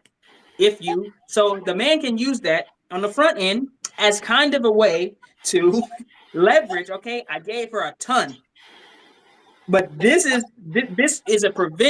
will kind of prevent her from trying to run off too quickly because hey, she's gonna have to pay me back a ton. So it's almost like insurance. Some people use it like that. Now on the back end, for the woman to get out, there's two views. Okay, one is pretty much standard. I haven't heard anyone go against that, and that is the woman has to give back everything he gave her for her mahar, or she can come to some agreement. Say you gave her 100,000. She says, "Listen, I'll give you 50 cash right now. All right, just let me get out of here." He says, "All right, just give me the 50 or whatever." Or he can do a payment plan. Pay me $5,000 a month for the next. Don't do that. You'll never see that money. But I'm just saying he can agree to that. Let me give a better analogy. Or he can agree to just forego everything. Or hold up, there's one other thing. Some ulama, and this is what I happen to. I follow this way, and I agree with it because it makes perfect sense. And they say that the man is entitled to whatever reasonably the cost of what it is to have brought this woman in. For instance, he might have gave her $50,000 for a dowry. Then he bought a house, or he's renting a house, or he set up a lot of things and did all these things. Now he's at a loss. He's under contract for another year or whatever, in an apartment or a house that he got. So that's money that he's lost. So he could say, for the money, the mahar, and the house that I had to get, the payments that I have to make on that, I need everything that I had to spend to set you up. I need that back. Otherwise, you can't go. And there's a lot of opinions that he can ask whatever he wants. Mm-hmm. Yeah, he can say, I paid $1,000 for your dowry. I want $1 million if you want me to divorce you. See now, it's getting into the murky waters for me. Let me just stay on the shore. Let me stay on the shore. Now, this is what the analogy I was trying to give or drill home. If your wife said, I want a car, I want a brand new car, I want a brand new Camry, I want a 2017 Camry. You go and get her a brand new 2017 Camry. It costs maybe 20 grand. And 4 years later, it's 4 years old. It's it got 300, 200, I'll be nice, 200,000 miles on it. And you're like, she's like, I want a cooler, blah, blah, blah. She want to give you this dusty Camry back. You feel what I'm saying? You can accept or deny it. That's the whole thing. Are y'all understanding what I'm saying? Yeah. The value, if you was like, no, this Camry, I have the receipt. This Camry costs 20 grand. You want to get out of this marriage. Don't give me that dusty, beat up Camry that you just hit a deer with last month. You know what I mean? I want this 20 grand. Is that something? Okay, I'm just making sure we're clear where it's not just the item, because then people can play games. But go ahead. You can say I want a Bentley. I don't got nothing. I don't know anything about that. I'm just standing down. I'm on the thing is with a kula, it all boils down to the husband has to accept it, right? Mm-hmm. Now there are some. You can get into some, other things where like the judge forces the husband to accept it, but in general rule, the husband can accept it. So she can say, "Hey, take my 10-year-old car that you gave me for a dowry," and the husband can say, "All right, whatever, I'll take it. You're out of here." Or he can say, "You know what? I paid $20,000 for it 10 years ago. I want $20,000 right now." Or he can say, "You know what? You're actually like a millionaire now. $20,000 is a drop in a bucket. No, you're gonna come off some money if you want to get a divorce. I want $1 million because you're a multimillionaire." Yeah, I've never heard that position ever in my life. So, but again, this is new information for me. And like I said, I'm not challenging anything. For us, this is educational. We do this to provide education and to receive education. So that's a new one, Jafar. I got nothing. Yeah, so that's why in the last episode we did about premarital contracts, we really didn't get that show. Could have been could have been 10 shows really, where if we covered everything. But that's one of the things. So for some of the ladies that might be thinking, "Oh my God, this is like, oh yeah," that's why you have to, in your premarital contract, you can put there's certain things in there that you would say, listen, if this happens, then marriage is breached or the contract is breached. Then at that point, when the breach happens, for instance, my husband has to maintain employment. He cannot be unemployed for more than 6 months or whatever. When he goes 7 months unemployed, then you can get out without having to pay anything. The contract is breached. He didn't hold up the agreement. You can go. If you stay for another 10 months or whatever, then it gets murky, because then you're like, all right, well, I mean, it's cool. Now, you could say, well, we had an agreement. He said, give me another month, give me another month, give me another month. But the thing is, how the woman you can protect yourself is that you can put certain things in the marriage contract that you will not be able to deal with. Because usually if a woman is asking for a khula, it's usually going to be something that she should know, but hey, I can't deal with this, unless they're just irrational. That woman, you probably should let them go anyway. But, there's things that you can put in place to where that husband who gave you $500,000 for your dowry, I know these women like, yeah, y'all ain't gonna get 100K. We just saying 50K, but y'all ain't never gonna. But seriously, the man who gave you that money for the dowry, that the way you don't wind up, because we already know you're gonna have spent it within a month or so. I mean, it doesn't matter how much it is. The woman is gonna have spent that money all. It's gonna be gone within blink of an eye. So if you have to you're gonna have to come up with 10, 15, 20, $50,000, you know, I mean, you're not going to be able to do it. You're going to ask your daddy or whatever. He's going to be like, you can help it out, sister. Sure you can't work it out? Yeah. And it actually puts, like you said, it puts women in a very serious situation that they have to consider. And that's why men have the power of divorce.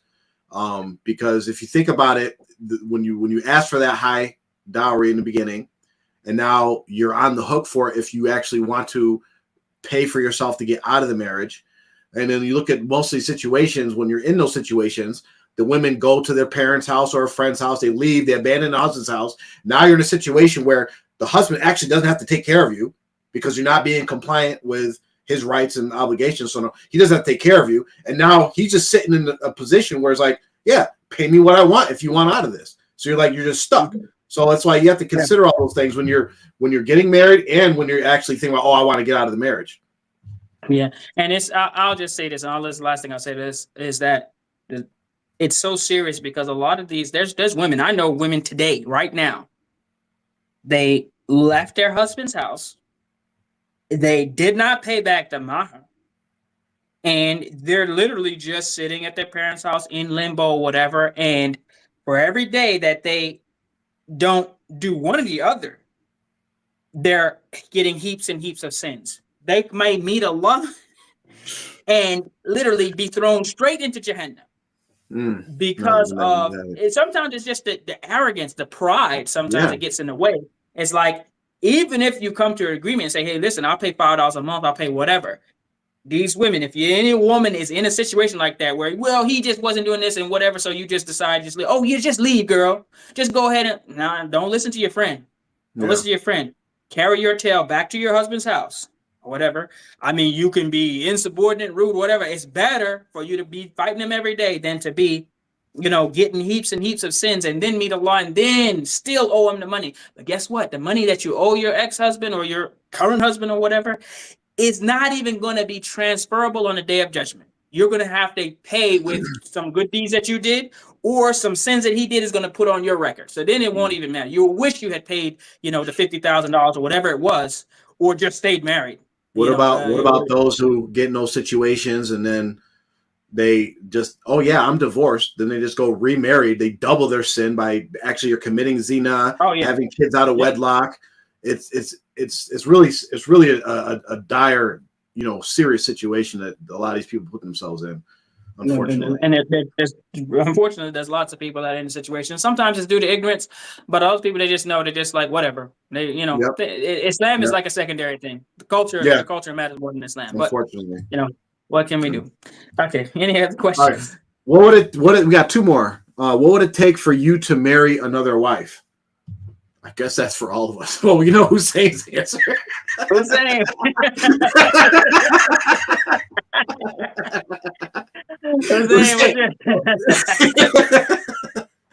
Hey, you can't say no either. You can't just say no. You ain't gotta ask me, if you don't want to. No. I mean, I'm a good sport. I'll play fair. Truthfully, I think to marry again, once again, it goes back to what I was saying. I mean, there's going to have to be a clear understanding of direction and assignment. And I'm literally not joking.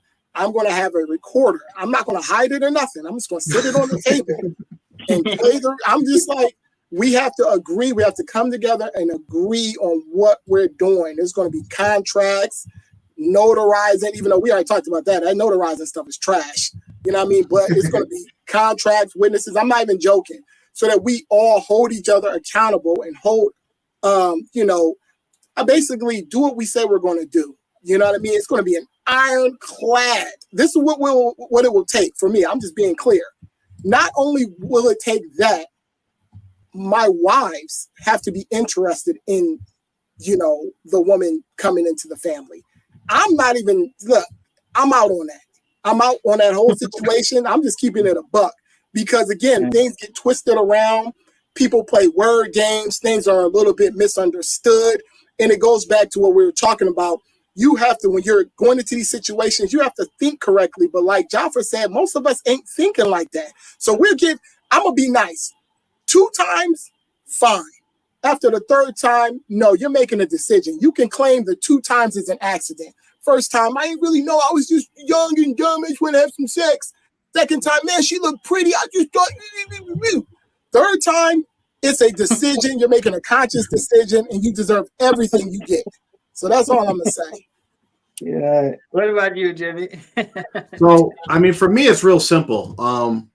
It just have to be the right person that fits in the situation I have and whatever situation I'm at that time. I just know right now there's going to be very few, like basically very limited or low chance of encountering somebody that will fit in that situation. And you add on, so that's already like, it's a low chance of that someone fitting in that criteria. And the second part of that is that I'm not a person, or I'm past that stage of I'm looking for people. I'm not. So that's even low. So you're looking at 2 factors. 1, the person would have to find me, and 2, the person would have to fit the criteria. That's pretty much what would be it for me. And that'll for me going forward for the rest of my life, it would actually probably be like that. Yeah. I think that's pretty much where I am. I think we're all at that stage where I ain't looking for nobody. I'm not looking for anybody. I gotta, you get enough people looking for you already sometimes, but I'm not looking for anybody. But for me to actually do it, and I'll be honest, this might shock y'all, but seriously, I would consider it under only these circumstances, especially where I'm at now in my life. A woman would have to agree to no maintenance, no intimacy, and no time. They would have to agree to that as a standard. So what the F are you getting? They're thinking, what am I getting? Listen, you're getting me just being a good person. And I feel like the thing that annoys me the most about women, and I love women, but this is one thing that annoys me the most about women. And I'll just say that, I give a shout out to my wife, because she is a person, the first woman I've ever met who never, and I'm talking about never, brings up time or any of that stuff. And like literally will just give her time away to otherwise or whatever, just to make sure, bend over backwards to make sure that there's not any injustice going on in favor of her. So I become accustomed to that. And so I'm like, to where I enjoy my time so much, and I value it so much that I'm never again going to give anybody power over my time to where I'm feeling like, oh, I got to spend time with this person, even though I could be doing something that's more productive, even for that person. I could be doing something that's better for you, but instead, to make you feel a certain way, I have to spend that time with you instead of doing something that's better for you. So I don't ever want to get back into that situation. So that's why I will say the only way that I will agree to someone who finds me and says, hey, will you marry me? Then I would say, listen, you need to agree to no time, no maintenance, and no intimacy. Does that mean that you'll never get in those things? That's not what that means. But that means that I don't have to have no conscience about it. I'm just going to do what I feel is right. And as soon as you start yapping about, well, you know what? No. You know what the sad thing is that there's a lot of, I'm gonna say a lot, but just a significant amount of women that are out there that situation would fit their lives perfectly, but either they're too proud to actually like accept that, or they're just influenced by those around. Like, how could you go for that? How for that? But you're just all single together. What's the point of that? But yes, but that's the only way. That's the only way that I would do it, I think, because it's just listen, most women, I'm sorry, but this is just the truth. Most women, even the ones that are married, most of them are not even worth the time that you have to spend with them. The very few are really, you say, man, this woman is really worth my time. And so if you have someone like that, don't expect the next one to get. Yeah, you might get Horace Grant. Now you're gonna get Bill Cartwright or something. You're gonna get less than that. You're gonna get some. So what I'm saying is that especially if you have a good woman, listen, man, Mubarak, be happy, be grateful. You're saying but what I was saying. You're saying what I was saying. No. What I'm saying is this. I'm saying is to answer the question, what would it take for me to get married again? Again? That's what it would be. That's what it would be. They would have to literally agree to just, okay, I got a husband. And then they just, you ask me for what you want. And then I do it. Or just be nice. Be nice, be inviting, be enticing enough to where I want to come and see you all the time. Be nice enough to where, or be productive enough to where I'm like, man, I gotta have you around. I gotta pay for this. Right. And the thing is, and it kind of goes back, if women could develop this mentality, and I gave kind of the mentality for the man side when we're talking about finances, right? Don't have the mentality that you're expecting your wife to pay for this, pay for that, do this and do that, right? Just understand that her natural thing is that she's going to do that anyway. The same woman that may be considering going into a situation like that, understand that if you're marrying a good man, his natural inclination is to do that stuff anyway. Is that he's going to actually provide for you and spend time with you and be intimate with you. But taking that requirement off of him, taking that burden off his shoulders might be, the last piece of the puzzle to get you and your family into a good situation. And again, I really respect both of y'all answers and positions because it just opens up so much more clarity for how we can proceed or we should proceed, or people who are coming after us with these situations. We're giving you guys the blueprint. We're telling y'all exactly how you could go, should go. This is not guaranteeing success. Only Allah subhanahu is in control of this. You can only do your best in these situations. I absolutely 1000% agree with what Mubarak said about time. Feeling like you've given someone power over a certain amount of time. It's not that you have. It's just that maybe you have, maybe you haven't. I don't know. The feeling or the thought that you are obligated, just like you said, to spend this time over here just because it needs to be fair, when you can take that same time and be way more productive. I got a perfect analogy. I got a perfect analogy. No matter what job a person has, even if it's doing what they love to do, right? When you're working like a 9 to 5, or if like you have a set schedule, a shift, you have to be in at a certain time. 90% of the people hate that because it's the job, right? So you have like hourly employment versus like salaried employment, like exempt, where you just show up and get the job done. If you could go into a situation, so basically, women, look at it like this. You are looking to hire a husband. So you want to make your like job posting the most attractive to that man. So it's basically the equivalent of saying, okay, I'm looking to hire a husband and I'm going to have him pay an hourly wage, and his schedule is 9 to 5, Monday through Friday.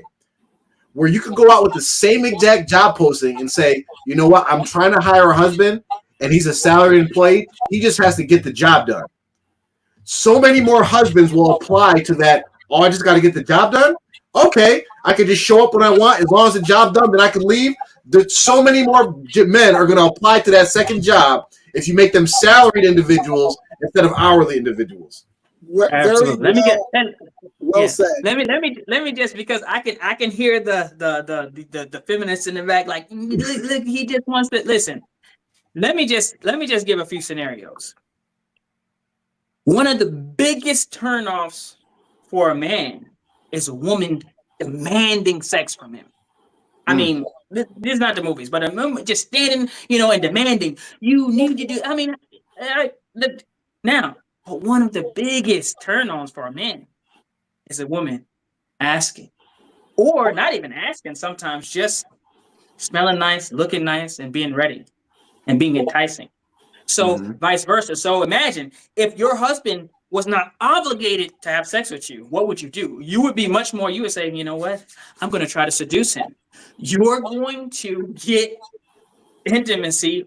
Your rate of getting that, if that's what you're after in a relationship, is going to be much higher. And it's probably going to be better for you too. So if you think of it like that, it's actually, that setup would be better for a woman to take if they had a man who was good and capable. Now, let's go to the next thing. Yo, this is actually a deep topic. Yeah, This is getting wild. So, I got questions. That's what I'm saying. That's the only way I would do it, because I know how I'm gonna be at my best. And I learned this from dealing with different types of women, and the type of women that get the most out of me is not the ones that demand. The ones that just, they have that, and like you said, femininity is a superpower. So now, like I said, the time, for instance, if you are just demanding just time, just a big block of time, it doesn't matter if this is like a big box or whatever. That box could be mostly filled with air or nothing or whatever, or you have some specific, activities or whatever you're going to do with that time or whatever. Then it's different. Or just like in, as far as like maintenance is concerned, what is going to get more success, more results from a man? You demanding that you're taken care of. You need to take care of your responsibility. Or the woman says, hey, you know what? Can you buy me XYZ? You know what? I saw these cute apartments that were over there. I like them better than that. I would be so happy if you would do that for me and get me that, place with the view or whatever, what case may be, as opposed to, look at this place that we're in. You were supposed to, the contract says that you were supposed to maintain, you're the maintainer and provider. What are you providing? What are you maintaining? And then he's going to give you whatever he wants. You know what I mean? So the thing is, it would actually help the woman to it would unlock that femininity. And I'm gonna go ahead on a limb and say this recommendation goes for men and women in any situation. Because think about it. What's the biggest indicator or the biggest cause of disappointment? Expectations. Right? Expectations. When you put in an expectation for something, you're setting yourself up to be disappointed. When you take away, and what's the biggest cause of ungratefulness? Expectations. Mm-hmm. So just like what Barbara was saying, so a woman complains. A lot of complaints from women come from, okay, when he's here, he's not here. He's not spending quality time with me and this and that, right? A lot of times, maybe he's just spending the time with you because he's like, I got to, right? But what look at the trickle down effect of this mentality goes to. One, it frees up your expectations, right? So that you can like the time that he spends with you. He's doing it because he wants to be with you, right? Not because of any obligation. You're actually more grateful, and you actually spend, like Mubarak said, there's so many, we don't have the time to go into, but we should have a show on this.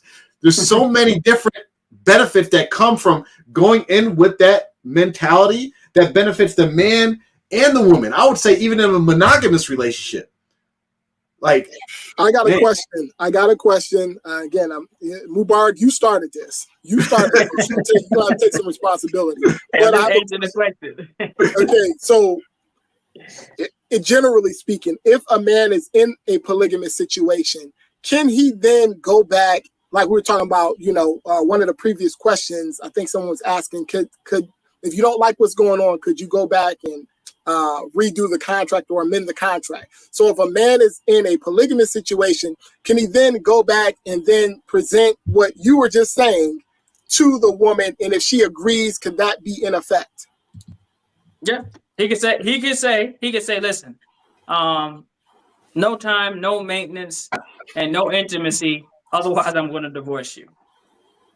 And if she wants to stay married, she'll say, all right. Because the reason why I say that is because we have precedents. We have a precedent for that. As Rasulullah, one of his wives, that was the situation. She gave up her time. She gave up her nights to Aisha because she did not want to be divorced. So a woman can do it, but she has to agree to it. Now, we don't know the situation as to what the real story inside the walls was, why she made that deal with Rasulullah. I got a question. Yeah. I got a question. So, did she give up her nights specifically to Aisha? Yeah. Well, I mean, I as far as I know, I haven't heard of where she said you can just have my nights, and then he just decided to spend with Aisha. From what I remember, she specifically said, "You can give my nights to Aisha," which everyone knew that was his favorite. So like you can take my nights and give them to her. So like let me give you a hypothetical scenario, right? say a man's got 4 wives, and wife 3 is like, you know, whatever. She's like in that, she's older. She's like, I'm giving up my nights. But she doesn't like wife 4. But so she's like, I give up all my nights to wife so and so, but you can't spend them with wife 4. Right? Is that something they could do to like well, I don't know that she could prevent him from spending a night with wife 4, but what she could do, she could give them to a specific other wife. She could say, my nights, I'm giving my nights to so it's like a gift from her to the other wives. But the thing is, but you know what? I wonder about that, because I think the husband has to agree. Because what if the husband hates wife 2, and she hates wife 4? So she's like, nah. She's like, yo, I'm giving all my nights to wife 2. He's like, nah, I'm not doing that. I'm staying right here with you, yo. Oh man. Oh, sure. All right. Next question we got is, why is it so hard for men to be fair, and should he rethink before doing it again? I would say yes. We talked about for the second question. We've talked about it enough. Like, yes, a man should rethink. He should think a lot, contemplate, look it over, investigate, and do all the different things before he does it again. That applies to whether you're if you're single and getting married again. And like we said, it applies even more if you're already married and trying to get married again. The first question is, why is it so hard for men to be fair? I don't know. I might have a controversial take on that. I don't think it actually is hard for men to be fair, for what we're required to be fair about. In regards to our emotions, like, we'll never be fair regarding our emotions. We're always going to incline to one wife over the other in most situations. And that could even change during a marriage. Like, you could be, you know, all your love to wife 1, but then wife 2 overtakes wife 1. And then maybe wife 1 gets her act together and overtakes wife 2. That's how emotions go. But we're not required to be fair with them. We are required to be fair with our tangible things with our wives, you know, including our time, our maintenance, and those sorts of things. And I actually don't think that part is being fair or is hard. The hard part about it is actually maintaining everybody. That's the hard part of being able to take care of everybody. Being fair with it, yeah, I think that part is actually easy, in my opinion. Mm. So I'll say this, that I don't think that any husband who has ever been in polygyny, well, I can't say speak for him, but all the ones that I know of, and all the situations that I have heard of and dealt with where a woman accused or people said that the husband was being unfair to one or the other, when you talk to that man, he actually is trying his hardest to be fair. He's not doing it intentionally. Okay, even though you might look at it and be like, yo, this is unfair. He's not doing it intentionally. So that's number one. It's not intentional. But he's not perfect. Number 2 is that, and this is why I always push back on the women, because, for instance, I have never seen it except for, and the only person I ever seen it was from my own wife, who did it to where she goes out of her way to make sure, to the point where it annoys me. I'm like, yo, listen, I'm being fair. I'm not doing anything extra over top for just you. This is what I do for everybody else. This is no, do this for so-and-so. Did you give so-and-so this or that? So she makes sure that the other wives that she's not getting anything extra. Otherwise, she won't refuse it. I've tried to buy her gifts before, not even gifts, things that she needed. And she refused them because she didn't see the other wife get a certain thing. Or because another wife said, well, you know what? He never bought me this, that, and other. Even though knowing that the situation. But the point is this, and I'm not trying to big up my wife or anything like that. I'm just giving you the scenario. But I have never seen, except for that one scenario, that the woman who the husband actually was being unfair with, right? So he's spending extra time, extra money, extra energy, or whatever. I never saw the woman who was getting the extra say, hey, husband, you're doing too much for me. This is not fair. Out of love for him and fear that he might be punished for being unfair. So That's a the good woman point. who's getting the unfair treatment, and hear me out, the woman who's getting the unfair treatment, she's got two issues. Number one, her husband is being unfair, taking the rights from another person and giving them to her. That's problem number one. That's going to be a sin on the husband's back. And number two is she's knowingly going along with it, or maybe even forcing him to be that way. So she's going to get punished with him. So the husband's going to get punished, and she's helping him in the punishment. So really, it comes to, when we talk about fairness, the wife can help balance that by making sure, by saying, "Hey, listen, I know you're doing a lot extra for me. Let's make sure, even if I hate her, even if I don't like her, but I love you, so I want to make sure that it's balanced." And that is something that is very rare, and that the women can do better at. The men are not going to be better until the women start being better also. And I just want to add to that, Mubarak. Very well said, and that's very impressive from your wife, alhamdulillah. But I have to speak truth here too as well. I've had a situation, to where my wife has also done something similar. Now, not on that level, you know what I'm saying? That's Super Saiyan level 1000, but she's done something similar to where she would try, if she senses that, I'll give an example.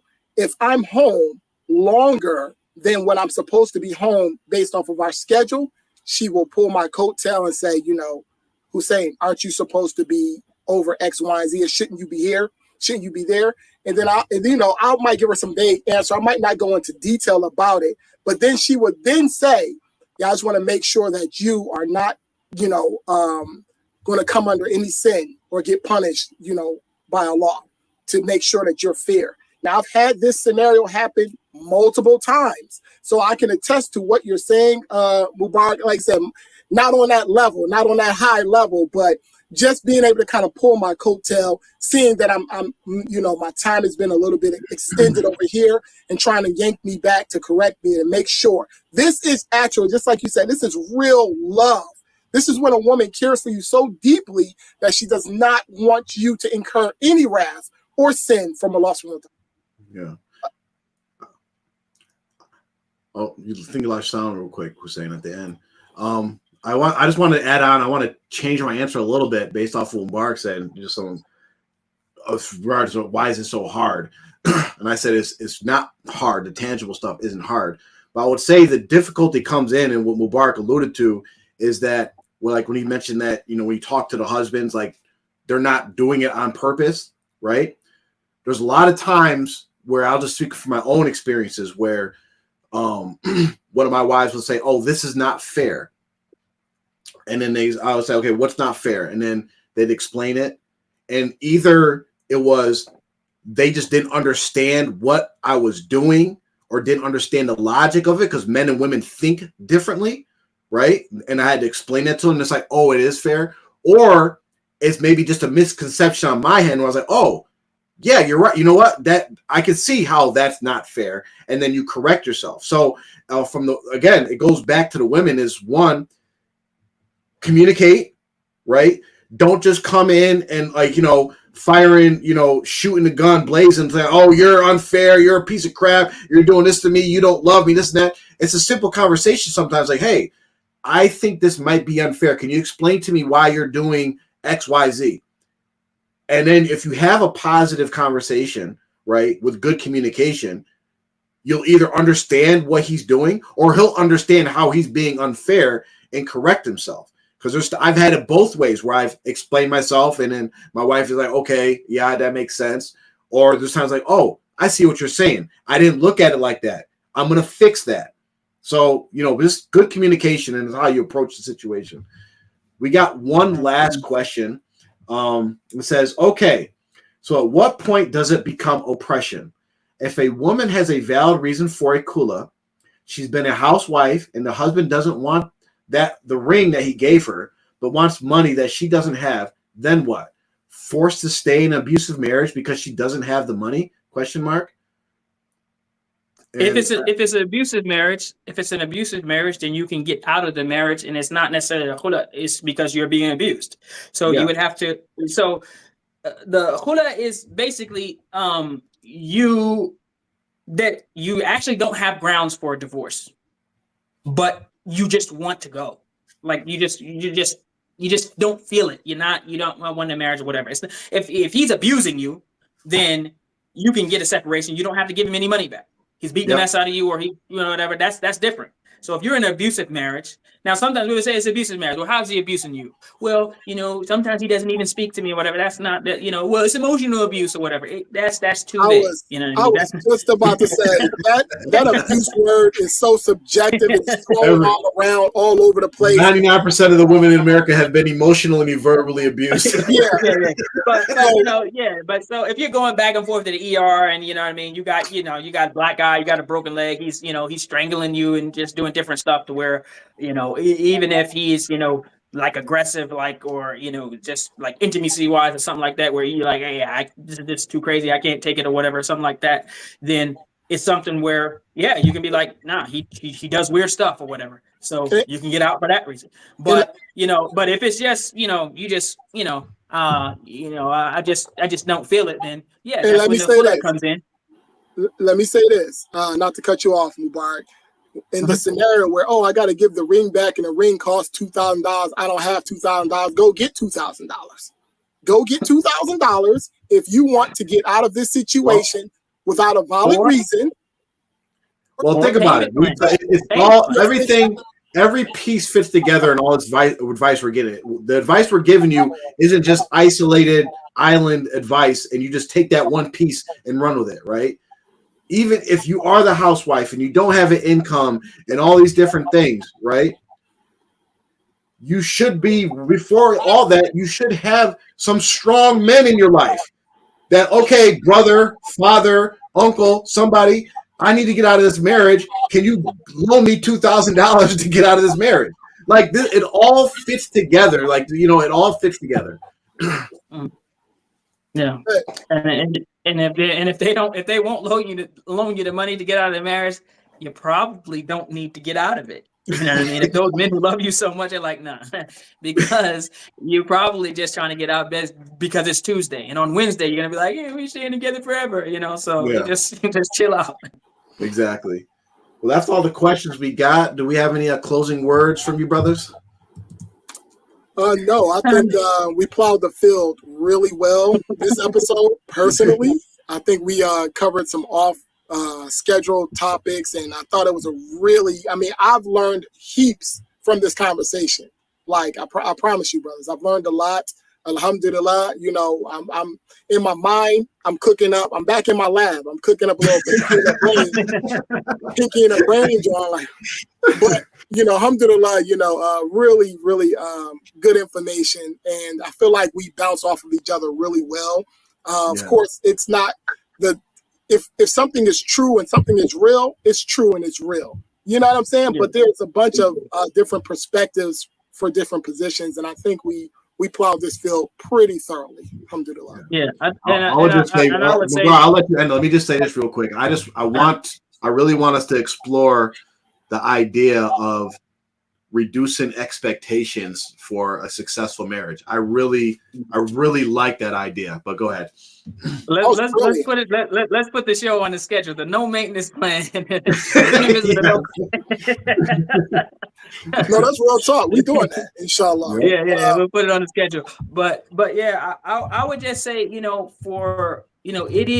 it's a learning experience even for us, like Hussein said, and I would say since we started the show, it has made me really think very deeply about a lot of topics and about a lot of things, and take a lot of assessments of my own life or whatever, and has really changed my mindset, my outlook, and some of my thought processes, just because we have really not only talked about it, but we've had to think about it and try to think of what's the best way to help other people. And in turn, it kind of, helped us as well. I know it has helped me tremendously in my life doing the show. So I would say for the men especially, participate, call in, jump in.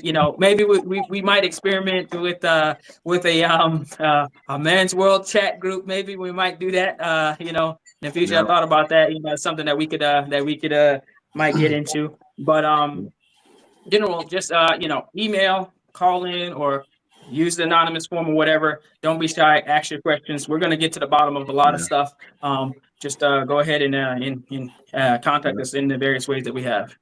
I mean, I'll just post this one comment, and we really appreciate it. Hassan and Muhammad, who said this show has been phenomenal, and it has been. So we appreciate you, all of our listeners, all our viewers. We keep coming back, and if you guys want, like Mubarak said, email us. We can even have you on the show. We can talk about specific topics. This is a man's world, and it seems like the majority of our audience has been women, with the benefiting from all this good advice. But we want the men to benefit as well. So please join us next week again, Sunday, same time, 11 a.m. Eastern time. And thank you for joining the Man's World. Assalamu alaikum. All right.